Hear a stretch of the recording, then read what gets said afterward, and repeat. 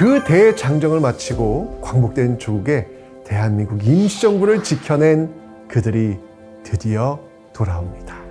대한민국 임시정부는 일본의 항복문서 서명 직후 국내외 동포들에게 광복 후 계획을 밝힌 성명서를 발표합니다.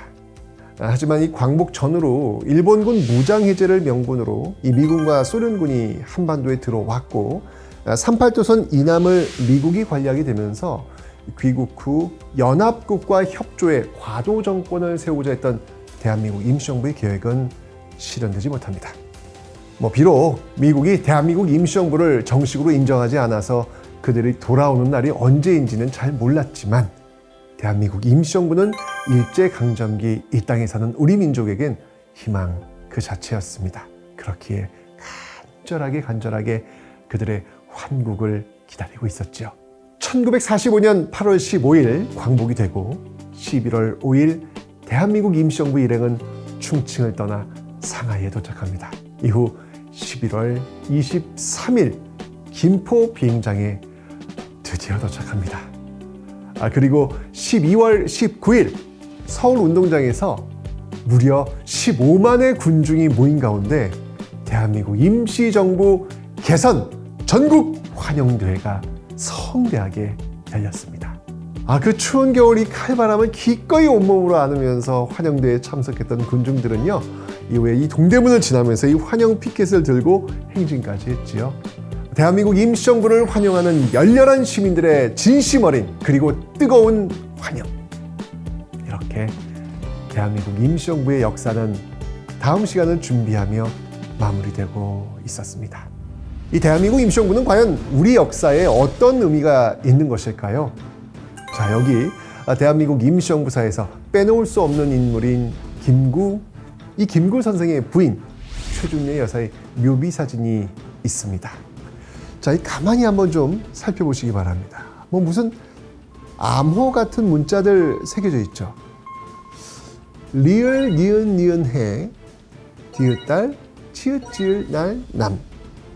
대한민국, 비읍, 해, 기억달, 기억날, 죽음. 이게 무슨 말일까요? 자, 여러분이 잠시 화면을 좀 멈추시고 이 의문의 암호를 한번 풀어보시죠. 네. 자음을 숫자에 연결해서 푸는 것이 핵심입니다. 그러니까 이걸 풀어보면요. 4222년 3월 19일 남. 대한민국 6년 1월 1일 죽음. 이거네요. 자, 여기서 저는요, 이 대한민국 임시정부가 당시 사람들에게 어떤 의미로 다가오고 있는지를 유추할 수 있었습니다. 바로 새로운 시대의 시작을 알리는 겁니다. 4222년이면 1889년입니다. 자, 이 1889년은 3.1운동 이전이기 때문에 단기로 연도를 계산했던 것이죠. 그런데 3.1운동 이후 대한민국이라는 이름과 연호가 탄생하면서 새로운 시대를 열리게 되었고 1919년을 대한민국 원년으로 본 것입니다. 그래서 1924년을 대한민국 6년으로 생각했던 것입니다. 네, 이 비문에서 보듯이 당시 사람들에게 대한민국 임시정부의 출범은 반만년 역사에서 새로운 시대로의 출발이 되는 하나의 기준점이 된 것입니다.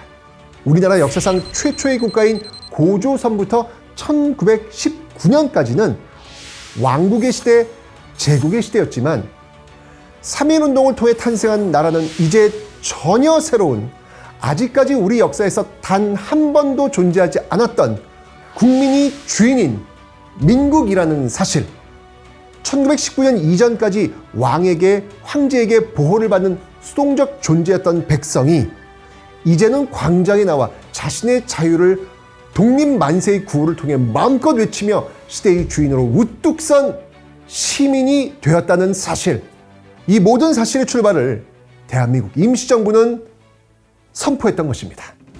이렇듯 대한민국 임시정부는 제국에서 민국으로, 백성에서 시민으로 전환되는 거대한 역사의 변곡점에 있었습니다. 이것이 대한민국 임시정부의 역사적 의미입니다.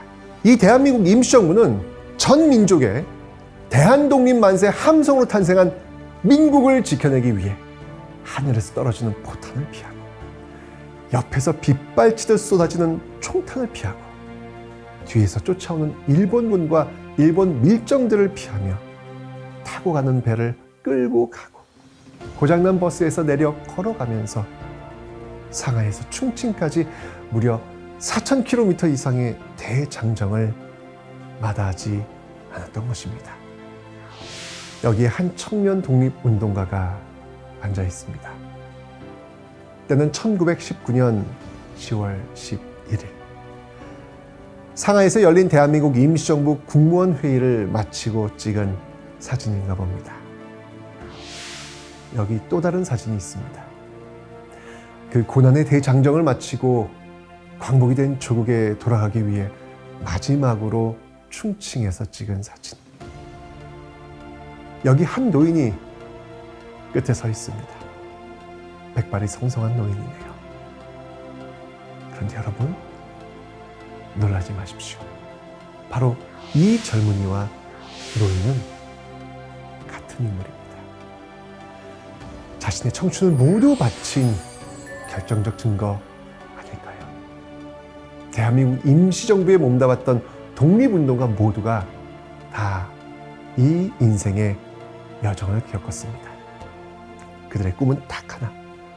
뒤에 오는 후손들에게만큼은 식민지 백성으로 살지 않게 하겠노라는 꿈. 그거 하나로 자신의 삶을 조국에 바쳤던 것입니다.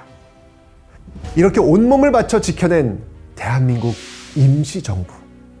지금 우리가 살고 있는 대한민국과는 어떤 관계가 있는 것일까요? 이에 대한 답은요, 우리 헌법에 명확히 기록되어 있습니다. 대한민국 헌법 전문.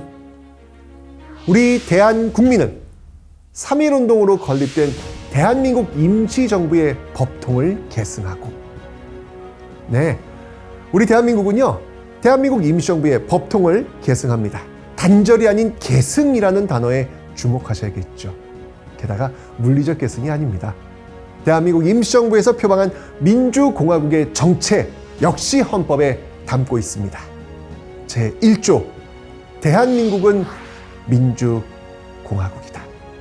이렇게 대한민국은 대한민국 임시정부로부터 헌법과 민주공화국이라는 제도적, 정신적 유산을 물려받았습니다. 이뿐만 아니고요, 국호, 연호, 국경일, 기념일, 정부의 주요 인물들까지 실질적으로 이어받아 세운 것입니다. 우리 대한민국의 뿌리이자 토대인 대한민국 임시정부, 그분들을 만날 수 있는 공간이 3.1운동 이후 100여 년이 흐른 2022년 드디어 문을 열었습니다. 국립 대한민국 임시정부 기념관. 반만년 역사 속에서 제국이 민국으로 바뀌는 경이로운 흐름을, 백성에서 시민이 탄생하는 감동적 순간을 이곳에서 가슴 벅차게 목격해 보시기 바랍니다. 자, 그럼 국립 대한민국 임시정부 기념관에서 뵙겠습니다.